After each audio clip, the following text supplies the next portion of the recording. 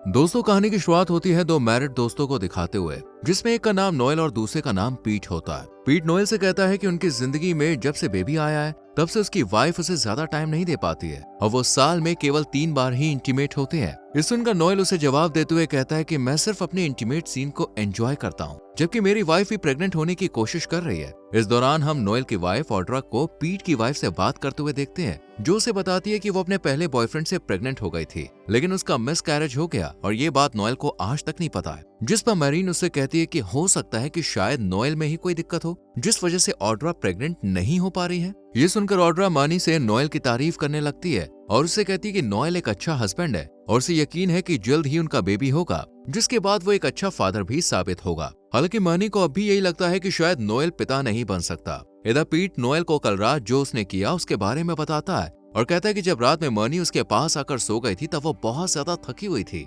जबकि पीट का इंटीमेट होने का मन था, इसलिए उसने मास्टरबेट कर अपनी ख्वाहिश को पूरा किया और अपने डिस्चार्ज को मैनी के ऊपर डाल दिया। ये सुनकर नोएल को काफी अजीब लगता है और वो पीट से कहता है कि ये तुमने बहुत ही घटिया हरकत की। इस पर पीट उसे कहता है कि मेरे पास अपनी ख्वाहिश को पूरा करने का कोई दूसरा रास्ता नहीं था, मैं बस इतना कर सकता हूँ कि अपनी वाइफ को धोखा देकर किसी और लेडी के साथ इंटीमेट हो सकता हूँ, लेकिन मैं ऐसा नहीं करना चाहता, इसलिए मुझे ये करना पड़ा। साथ ही वो नोएल से ये भी कहता है कि अभी वो उसकी बातों को समझ नहीं सकता क्योंकि उसके बच्चे नहीं है, लेकिन जब उसके बच्चे हो जाएंगे तो उसकी जिंदगी से भी एंजॉयमेंट खत्म हो जाएगी। इसके बाद हम ऑड्रा और नोएल को इंटीमेट होते हुए देखते हैं। दरअसल ये दोनों 1 साल से बच्चे के लिए प्लान कर रहे हैं, लेकिन ऑड्रा प्रेग्नेंट नहीं हो पाती है। इसी दौरान नोएल को पीट की बातें याद आती है और वो ऑड्रा से कहता है कि जब हम पेरेंट्स बन जाएंगे तब हम इस तरह से एंजॉय नहीं कर पाएंगे क्योंकि तुम्हारा सारा वक्त सिर्फ बच्चे के लिए होगा। इस पर ऑड्रा थोड़ा सोचने लगती है और कहती है कि नहीं, ऐसा बिल्कुल नहीं होगा। बच्चे के आने के बाद हम दोनों ही उसकी देखभाल करने के साथ साथ एक दूसरे को भी टाइम देंगे।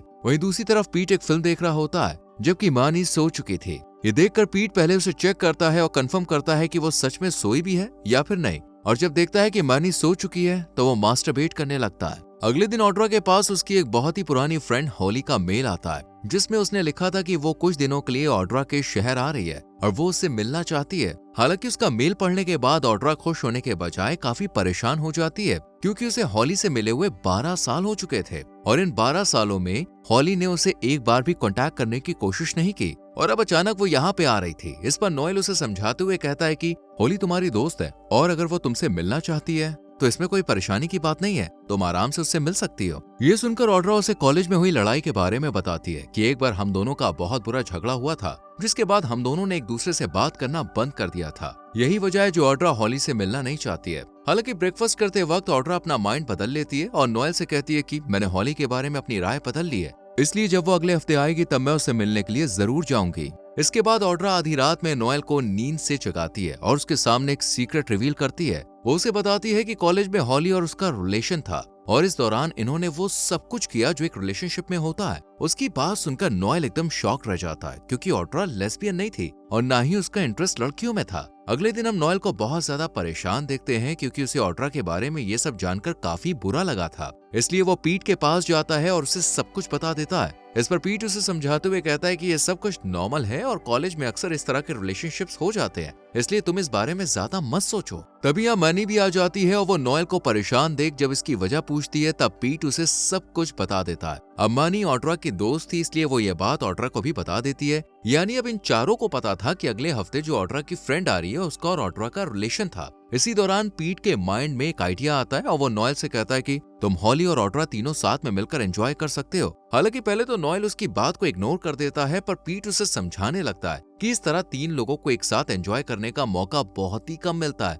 पर तुम्हारे पास एक गोल्डन चांस है, इसलिए तुम ज्यादा मत सोचो और उन दोनों के साथ मजे करो। पीट की ये बात अब नोएल को भी कहीं ना कहीं अच्छी लगती है और वो इस बारे में सोचने लगता है। इसके बाद हम ऑड्रा को बात लेते हुए देखते हैं जो कि हॉली के आने की वजह से काफी नर्वस होती है और वो ये बात नोएल को भी बता देती है कि तभी इनके दरवाजे पर दस्तक होती है और जैसे ही नोएल दरवाजा खोलने के लिए जाता है तो देखता है कि हॉली जो कल आने वाली थी वो आज ही आ गई है। वो हॉली को देखकर उससे काफी ज्यादा अट्रैक्ट हो जाता है क्योंकि वो देखने में काफी खूबसूरत होती है। नोएल बस उसे देखता ही रहता है कि तभी हॉली उसकी तरफ अपना हाथ बढ़ाती है और उसे हाय हेलो करती है, जिसके बाद नोएल उसे घर के अंदर ले जाता है। यहाँ हॉली नोएल से कहती है कि वो लंबे सफर की वजह से काफी ज्यादा थक गई है, इसलिए वो थोड़ा आराम करना चाहती है और फिर वो रूम में सोने के लिए चली जाती है। काफी देर बीत जाती है लेकिन हॉली रूम से बाहर नहीं आती, जबकि ऑड्रा और नोएल दोनों ही उसका इंतजार कर रहे होते हैं। वहीं ऑड्रा काफी नर्वस थी क्योंकि आज वो 12 साल बाद अपनी उस दोस्त से मिलने वाली थी जिसके साथ उसका रिलेशनशिप था। इसके बाद रात हो जाती है लेकिन हॉली अभी रूम से बाहर नहीं आई थी।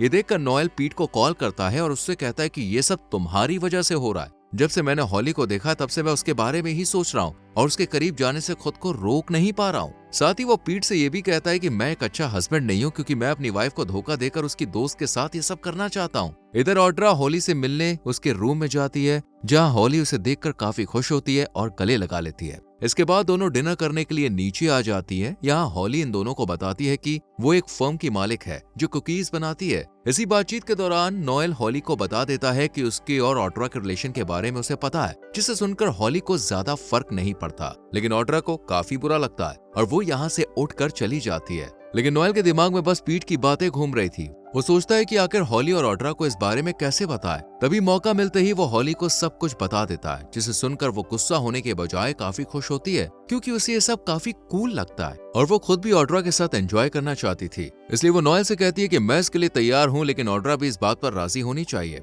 इतने में ही यहाँ ऑड्रा भी आ जाती है, जिसे देखकर नोएल बात करने के लिए उसके पास जाता है कि तभी हॉली नोएल के कुछ बोलने से पहले ही उसे सब कुछ बता देती है, जिसे सुनकर ऑड्रा गुस्से में यहाँ से चली जाती है। ये देखकर नोएल भी उसके पीछे रूम में जाता है और उससे कहता है कि यह आइडिया हॉली का नहीं बल्कि मेरा था, क्योंकि मुझे लगा था कि शायद तुम भी हॉली के साथ एंजॉय करना चाहती हो, इसलिए मैंने ये सब प्लान बनाया। इस पर ऑड्रा उसे कहती है कि उसका ऐसा कोई इरादा नहीं है। ये सुनकर नोएल रूम से बाहर आ जाता है, जिसके थोड़ी देर बाद ऑड्रा इन दोनों के पास आती है और इनसे कहती है कि अगर तुम दोनों यही चाहते हो तो मुझे कोई प्रॉब्लम नहीं है और अब मैं तुमसे नाराज भी नहीं हूँ। इसके बाद हॉली इन्हें खाने के लिए कुछ कुकीज देती है जिसमें ड्रग्स मिले हुए थे। इन्हें खाते ही ये तीनों नशे में हो जाते हैं, जिसके बाद हॉली अपने सारे कपड़े उतारकर इन दोनों के सामने स्विमिंग करने लगती है। तभी नोएल भी ऑड्रा को उठाकर पूल में फेंक देता है और फिर खुद भी कूद जाता है। फिर आगे हम देखते हैं कि तीनों एक साथ बैठे हुए हैं, जहां हॉली ऑड्रा को किस करने की कोशिश करती है और फिर वो नोएल को भी किस करने लगती है, जिसके बाद ये तीनों रूम के अंदर चले जाते हैं और एक दूसरे के साथ इंटीमेट होते हैं। इस दौरान ऑड्रा हॉली को बताती है कि कॉलेज में वो उससे सच में प्यार करने लगी थी, लेकिन उसकी आदतों की वजह से वो उससे दूर हो गई क्योंकि उसे हॉली का दूसरी लड़कियों के साथ बात करना, उनके साथ एंजॉय करना पसंद नहीं था, इसलिए उसने हॉली को छोड़ दिया था। ये सब नोएल भी सुन रहा था और वो ऑड्रा से पूछता है कि अगर तुम दोनों में सब कुछ ठीक हो गया तो क्या वो उसे छोड़कर हॉली के साथ चली जाएगी। इस पर ऑड्रा उसे ना में जवाब देती है और कहती है कि मैं तुम्हें छोड़ के नहीं जा सकती हूँ क्योंकि मैं तुमसे बहुत प्यार करती हूँ, लेकिन मेरे दिल में हॉली के लिए जो फीलिंग थी वो बस मैं उसे बता रही हूँ। इसके बाद हॉली भी ऑड्रा के सामने अपने प्यार का इजहार करती है और उससे कहती है कि वो भी उससे सच में बहुत प्यार करती थी, लेकिन कभी ये बात बता नहीं पाई। इन दोनों की बातें सुनकर अब नोएल बहुत कंफ्यूज हो जाता है, इसलिए वो हॉली को कमरे से बाहर जाने को कहता है। वहीं हॉली भी इनकी मैरिड लाइफ खराब नहीं करना चाहती थी, इसलिए वो इनके घर से जाने का फैसला करती है और रूम से बाहर जाते वक्त ऑड्रा को किस करती है। ये देखकर नोएल एक बार फिर से ऑड्रा से पूछता है कि वो हॉली और नोएल में से किसे चुनना चाहती है। इस पर ऑड्रा नोएल का नाम लेती है और हॉली कमरे से बाहर आ जाती है। इसके बाद ऑड्रा अपने पति यानी नोएल के सामने एक और सीक्रेट रिवील करती है और उसे बताती है कि वो हाई स्कूल में प्रेग्नेंट हो गई थी, लेकिन उसने ये बात नोएल को इसलिए नहीं बताई क्योंकि उसे लगता था कि कहीं नोएल को ये ना लगे कि वो पिता नहीं बन सकता या उसे फर्टिलिटी प्रॉब्लम है। इस पर नोएल उसे कहता है कि वो डॉक्टर के पास गया था और जब उसका चेकअप हुआ तो पता चला कि वो बिल्कुल ठीक है, जिसका मतलब है कि ये दोनों पेरेंट्स बन सकते थे। अगले दिन हॉली इन दोनों के लिए नाश्ता तैयार करती है और इन्हें गले लगाते हुए आखिरी गुड बाय कहती है। साथ ही ऑड्रा को किस भी करती है, जिसे देखकर नोएल चौंक जाता है और फिर वो यहाँ से चली जाती है। इसके बाद हम 6 महीने आगे की कहानी देखते हैं, जहाँ ऑड्रा प्रेग्नेंट हो चुकी थी और इन दोनों की जिंदगी काफी अच्छे से गुजर रही थी। वहीं पीट और उसकी वाइफ का रिश्ता भी अब काफी अच्छा हो चुका था और इसी के साथ ये मूवी खत्म हो जाती है। दोस्तों, अगर आपको इस मूवी का लिंक चाहिए तो हमारे टेलीग्राम चैनल को ज्वाइन कीजिए, जिसका लिंक आपको डिस्क्रिप्शन में मिल जाएगा। वीडियो को लाइक और शेयर करके चैनल को सब्सक्राइब करें, बेल आइकॉन प्रेस करें, जिससे आपसे आने वाली वीडियोस मिस ना हो। मिलते हैं अगली वीडियो में। Till then bye bye, take care.